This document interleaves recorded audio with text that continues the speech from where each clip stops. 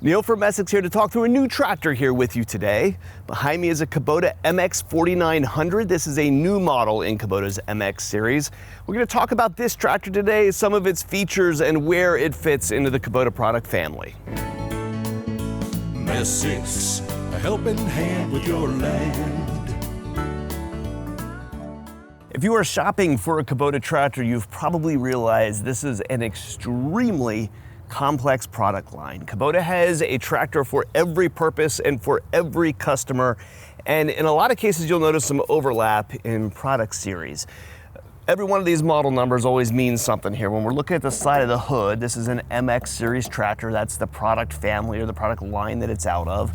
49 is going to tell us the horsepower of the tractor, so this is a 49 horsepower machine. And 00 is kind of a series indicator. When they replace this one someday, it'll probably be a 4901 if I had to guess. They always increment that last number as new variants of a machine come out.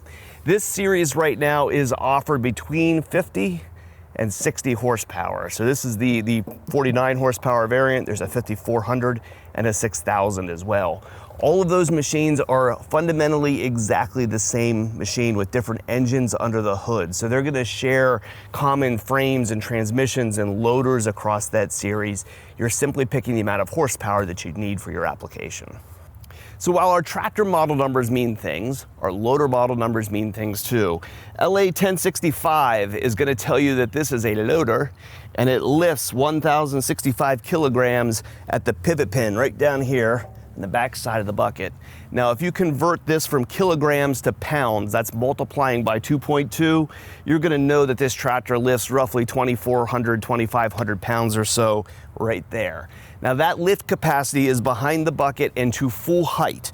So these tractors are going to be able to generally lift quite a bit more than that up off the ground to carrying heights, but you wouldn't say be able to load a dump truck with it to get the loader up to full height.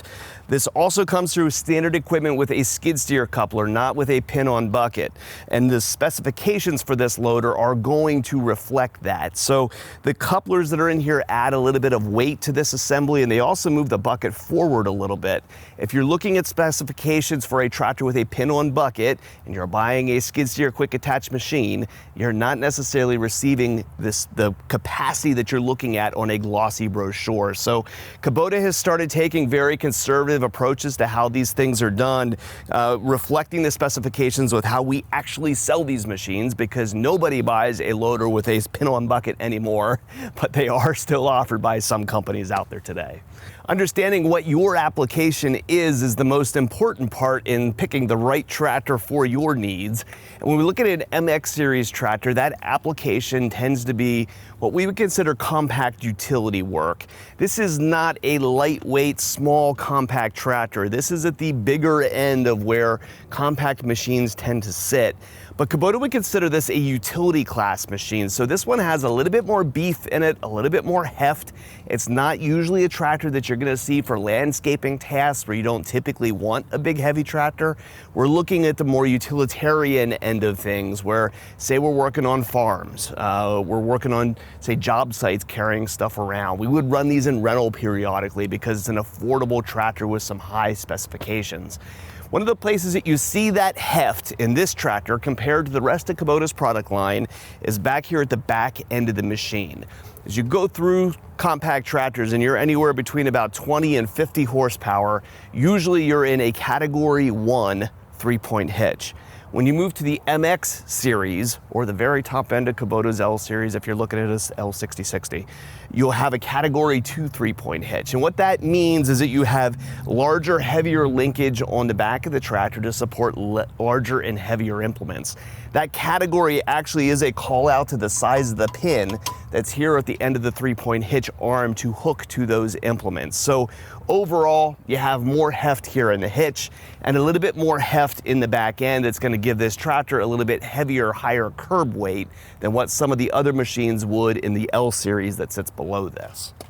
If you look at a 3-point hitch on a tractor, you can quickly tell whether it's a machine that a company has kind of like cheaped out on, whether they're using like really generic linkage in the back end or whether you have more deluxe linkage that's really made for the tractor.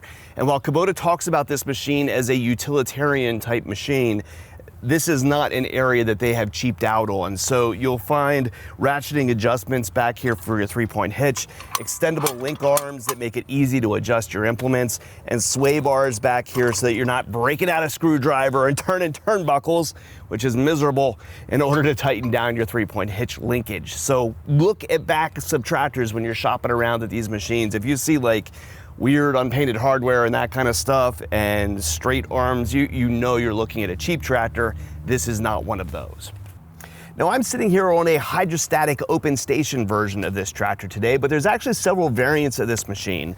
Kubota offers this series tractor in either cab or open station variants, and also in either hydrostatic or gear-driven transmissions. So you have the choice of a transmission selection in this machine. 95% of these are sold as hydrostatics because they are the easier transmission for anybody to get all the capacity and power out of the tractor. But this is not necessarily Kubota's fanciest hydrostatic transmission. When I told you they haven't cheaped out at all on the 3-point hitch, one of the places this is a little bit more basic than some of the other machines in Kubota's product range is the hydrostatic. This is a standard mechanically operated hydrostatic transmission. So you push the pedal down to go forward, push the pedal back to go backwards, and that's about the extent of it. When you go over into the Grand L series, if you take a small step down from here, you can find things like HST Plus, where you have a computer attached to this pedal that adds all kinds of features and functionality. This is a run-of-the-mill hydrostatic, still a good, reliable, solid transmission, but not all the things that Kubota has to offer. Looking around the operator's platform here, it's clear this tractor has been modernized over the years. Over here on my right-hand side, up on by this grab handle, you have this really cool integrated PTO knob to be able to turn your PTO on and off. The positioning of this is nice. There's been some tractors in the past where it's back here behind you. The loader control stick, you're gonna see here, is in a fairly comfortable operating position. Notice my elbow though, I don't have a place to set my arm down. We can get optional armrest kits for these that would put armrests on that give you a place to set your elbow here. So fine if you're just doing a lot of loader work, but if you're gonna be out for a long day and you want a place to set your arms, I probably would spend the money for the armrest kit. Looking over here on the right-hand side, I have a range selector. This is a 3-range hydrostatic, so you have a low, medium, high. I usually refer to these as loader, mower, highway, depending on the task that you're going to do. You pick the appropriate range for your transmission. And it has a cruise control lever over here on the left. Some of these tractors would use a mechanical latch for their cruise control, where you just pull a lever down here on the bottom. This is gonna be a little nicer. It gives you a little bit cleaner, a little bit more infinite adjustment than what the latch type does. So it's the nicer version of the cruise control. If I have any complaints, looking down here below my feet, my 4-wheel drive control is about back here at my left heel. I actually do have to reach down here a little bit to get down where that lever is. It's a little nicer when it's located up here on the fenders, but I think they've probably put it down there in favor of putting the cruise control at a convenient place. Another feature that we see on this tractor that you won't find on all machines is a parked PTO button. For safety's sake, in any of this equipment, when you get off the seat, the tractor is going to shut off the machine if you have the rear PTO running. That's problematic if you want to run things like wood chippers or PTO generators, where you want to have that back PTO turned on when you've gotten off the tractor.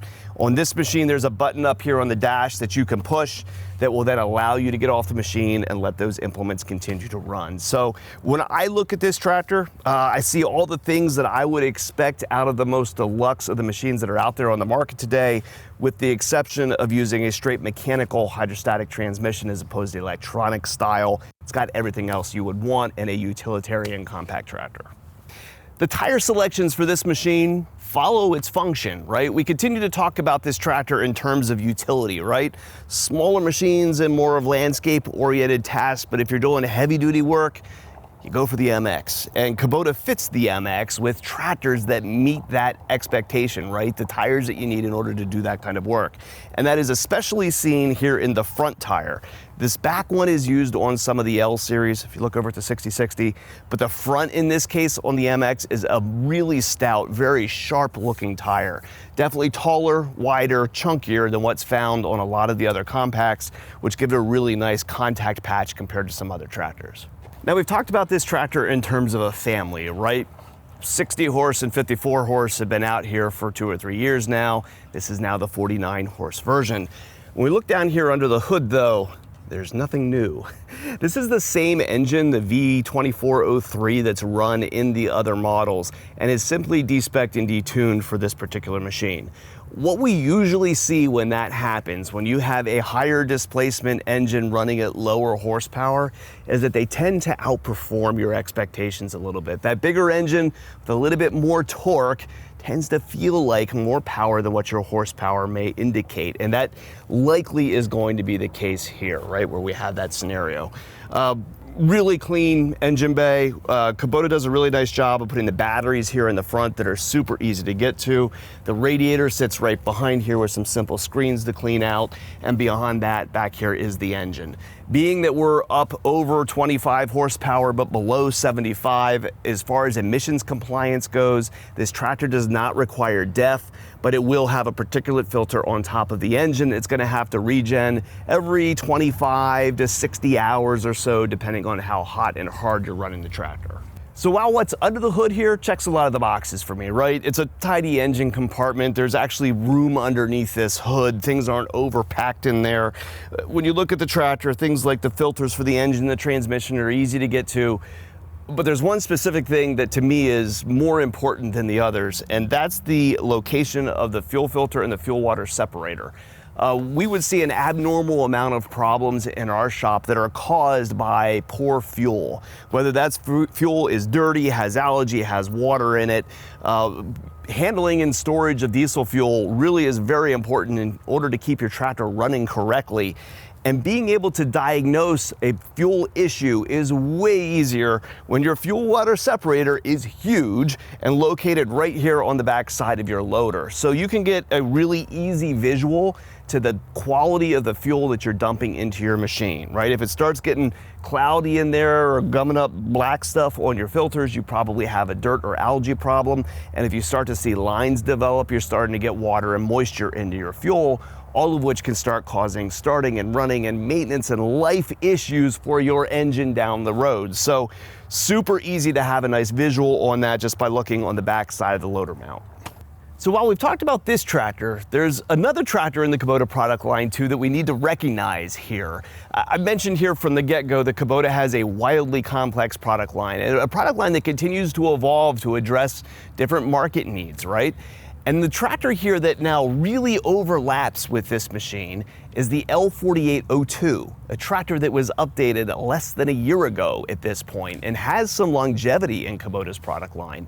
That is the standard economy tractor that sits over in the L series, right? Where you have this, again, frame and product line that's built around this size tractor, and that frame and product line has its own economy tractor variants. And the L4802 echoes a lot of the stuff that I've talked about when it comes to the market positioning of this particular tractor. Utilitarian-minded, kind of a little bit more basic construction for those kind of chore type task work. All the things that are true of this machine as well. When we look at these two on paper, this tractor is a little bit longer by a couple of inches, weighs a little bit more by just a couple of 100 pounds, and is $1,000 or so more expensive when you compare their MSRP pricing. Now, Kubota might take that MSRP pricing and program the 4802 heavier in order to make it a little bit cheaper and create more differentiation between these models. But when you look at the MSRPs alone, this tractor is easily worth the extra $1,000, specifically for the heavier set of front tires and for the Category 2 rear end. Those things alone are easily worth the cost differentiation between these two machines. So I understand why Kubota did this. They brought this machine down 5 horsepower to better address this kind of growing basic part of the market. It also gives them a cab option now and a basic 50 horsepower tractor, both things that weren't really addressed super well before. So this tractor makes a lot of sense and will sell very, very well. But it's also cannibalizing another tractor that's already in the product line. So if you're kind of going back and forth between these two machines, I'll tell you my opinion is, for most people, the MX is going to make the most sense because that extra money is getting you significantly more tractor. Why would you not want to? If you wanted a lighter machine and the weight wasn't desirable for the work that you're doing, or you're working in tight spaces and those extra couple of inches really matter to you, in that case, the 4802 might still be worth your consideration. If you're shopping for any of these tractors that we can help, or if you have parts and service needs for equipment you've already got, give us a call at Messick's. We're available at 800-222-3373 or online at Messick's.com. Another appealing feature, another attribute.